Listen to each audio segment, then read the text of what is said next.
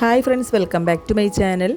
ഇന്ന് ഞാൻ വന്നിട്ടുള്ളത് ഒരു പാചകത്തിൻ്റെ വീഡിയോ ആയിട്ടാണ് കേട്ടോ. അപ്പോൾ കുറേ നാളായി ഞാൻ പാചകത്തിൻ്റെ വീഡിയോ ഇട്ടിട്ട്, അതുകൊണ്ടാണ് അങ്ങനെ പറഞ്ഞത് കേട്ടോ. അപ്പോൾ ഒരു ഇടിച്ചക്കത്തോരനാണ്. ഇപ്പോൾ ചക്ക സീസൺ ആണല്ലോ, അപ്പോൾ ഏതാണ്ട് കഴിയാനായിട്ടുണ്ട്. ഇതിപ്പോൾ മാമാടെ വീട്ടിൽ നിന്ന് കൊടുന്നതാണ് കേട്ടോ. അപ്പോൾ അതിൻ്റെ തോടൊക്കെ ഒന്ന് കളഞ്ഞെടുത്തിട്ടുണ്ട്. ഇന്നത്തെ ചെറുതായിട്ടൊന്ന് കട്ട് ചെയ്തെടുക്കണം. ഇപ്പോൾ കട്ട് ചെയ്തെടുത്തിട്ടുണ്ട് കേട്ടോ, ചെറുതായിട്ട് കട്ട് ചെയ്തെടുത്തിട്ടുണ്ട്. ഇനി അതിലേക്ക് ആവശ്യത്തിനുള്ള ഉപ്പിട്ട് കൊടുക്കാം. ഒരു 1/4 ടീസ്പൂൺ മഞ്ഞൾപ്പൊടി, കുറച്ച് വെള്ളം ഒഴിച്ചിട്ട് അതൊന്ന് വേവിച്ചെടുക്കണം. ഇതിപ്പോൾ കുക്കറിൽ വേവിക്കണമെങ്കിൽ അങ്ങനെ വേണമെങ്കിലും ചെയ്യാം. ഒരു 2 വിസിലൊക്കെ മതിയാവും കേട്ടോ. ഇപ്പോൾ നന്നായി വേവിച്ചെടുത്തിട്ടുണ്ട്. എന്നിട്ട് ഇതുപോലെ ഒരു ഇടിക്കല്ല് വെച്ചിട്ട് ഇതൊന്ന് ചതച്ചെടുക്കണം. ഇടിക്കല്ലുണ്ടെങ്കിൽ ഒരു ഗ്ലാസ് വെച്ചിട്ടൊക്കെ ഒന്ന് ചതച്ചെടുത്താൽ മതി കേട്ടോ. അപ്പോൾ വെന്ത സാധനമാണല്ലോ, അപ്പോൾ പെട്ടെന്ന് തന്നെ നമുക്ക് ചതഞ്ഞ് കിട്ടും.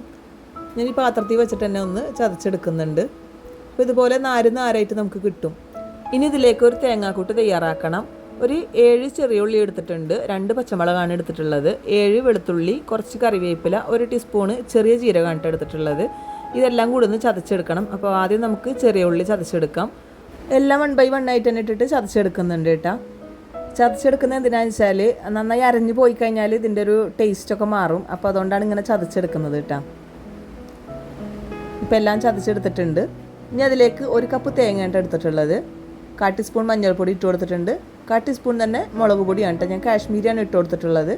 ഇനി ഇതിലേക്ക് ചതച്ചെടുത്തിട്ടുള്ള ഉള്ളി, ജീരകം, പച്ചമുളക്, കുറച്ച് കറിവേപ്പില കൂടി ഇട്ട് കൊടുക്കാം. പിന്നെ ഇത് ചതച്ചെടുക്കുന്ന സമയത്ത് കുറച്ച് കുരുമുളക് ഉണ്ടെങ്കിൽ അതും കൂടി ചതച്ചെടുക്കാം. എന്നിട്ട് കൈ വാഷ് ചെയ്തതിന് ശേഷം നന്നായിട്ട് തന്നെ തിരുമ്മി പിടിപ്പിക്കണം. തേങ്ങ നന്നായിട്ട് തന്നെ തിരുമ്മി പിടിപ്പിക്കണം കേട്ടോ. ഇനി കുരുമുളകിൻ്റെ പൊടിയാണെന്നുണ്ടെങ്കിൽ ഒരു 1/4 ടീസ്പൂൺ അത് ഇട്ട് കൊടുത്താലും മതി. ഇനി ഒരു മൺചട്ടിയാണ് വെച്ച് കൊടുത്തിട്ടുള്ളത്. 2 ടേബിൾ സ്പൂൺ വെളിച്ചെണ്ണ ഒഴിച്ചു കൊടുത്തിട്ടുണ്ട്. കടുക് പൊട്ടിച്ചിട്ട് അതിലേക്ക് കുറച്ച് കറിവേപ്പില കൂടി ഇട്ട് കൊടുക്കാം. ഇനി 2 വറ്റൽമുളകാണ് കേട്ടോ, അതും കൂടി ഇട്ട് കൊടുത്തിട്ടുണ്ട്. അതിലേക്ക് നമ്മൾ തിരുമ്മി എടുത്തിട്ടുള്ള തേങ്ങ ഉണ്ടല്ലോ, അത് ഇട്ട് കൊടുക്കാം. എന്നിട്ട് നന്നായിട്ട് തന്നെ ഒന്ന് മിക്സ് ചെയ്തെടുക്കണം. തേങ്ങ ചെറുതായിട്ടൊന്ന് മൂത്ത് വരുമ്പോൾ അതിലേക്ക് നമ്മൾ വേവിച്ച് ചതച്ച് വെച്ചിട്ടുള്ള ഇടിച്ചക്ക ഉണ്ടല്ലോ, അത് ഇട്ട് കൊടുക്കാം. ഇടിച്ചക്ക ഇട്ട് കൊടുത്തതിന് ശേഷം എല്ലാം കൂടി ഒന്ന് നന്നായിട്ടൊന്ന് മിക്സ് ചെയ്തെടുക്കേണ്ട കാര്യം മാത്രമേ ഉള്ളൂ. കാരണം എല്ലാം നമുക്ക് വെന്ത് കിട്ടിയിട്ടുള്ളതാണ്. അപ്പോൾ ജസ്റ്റ് ഒന്ന് ഇളക്കിയെടുക്കേണ്ട കാര്യം മാത്രമേ ഉള്ളൂ. 1 ടേബിൾ സ്പൂൺ വെളിച്ചെണ്ണ കൂടി അതിൻ്റെ മുകളിലൊന്ന് ഒഴിച്ചു കൊടുത്തിട്ട് നന്നായിട്ടൊന്ന് മിക്സ് ചെയ്തെടുക്കുന്നുണ്ട്. എന്നിട്ട് ലോ ഫ്ലെയിമിൽ വെച്ചിട്ട് 1 മിനിറ്റ് ഒന്ന് മൂടി വെച്ച് കൊടുക്കാം. എന്നിട്ട് ഫ്ലെയിം ഓഫ് ചെയ്ത് കൊടുക്കാം. വെളിച്ചെണ്ണ ഇങ്ങനെ ഒഴിക്കുമ്പോൾ നല്ല ടേസ്റ്റാണ് കേട്ടോ. പിന്നെ അതിൻ്റെ മുകളിൽ കുറച്ച് കറിവേപ്പില കൂടി ഇട്ട് കൊടുത്തിട്ടുണ്ട്. അടിപൊളി ടേസ്റ്റുള്ള ഇടിച്ചക്കത്തോരൻ ഇവിടെ തയ്യാറായിട്ടുണ്ട്. ഇത് നമുക്ക് ചോറിൻ്റെ കൂടെ മാത്രമല്ല, വൈകുന്നേരം കട്ടൻ ചായയുടെ കൂടെ ഒക്കെ കഴിക്കാൻ നല്ല ടേസ്റ്റാണ് കേട്ടോ.